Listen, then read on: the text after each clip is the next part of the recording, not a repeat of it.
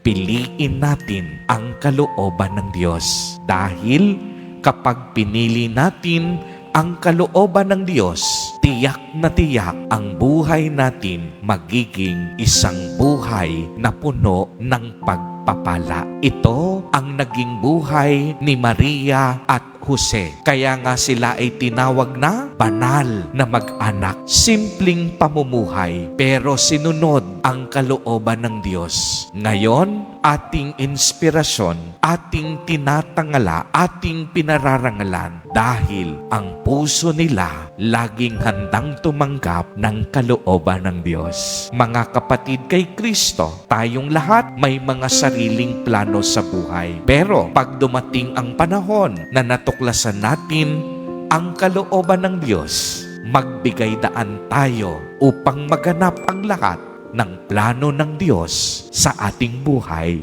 Amen. Purihin at dakilain natin ang ating Panginoon, ang mahal na poong Jesus Nazareno.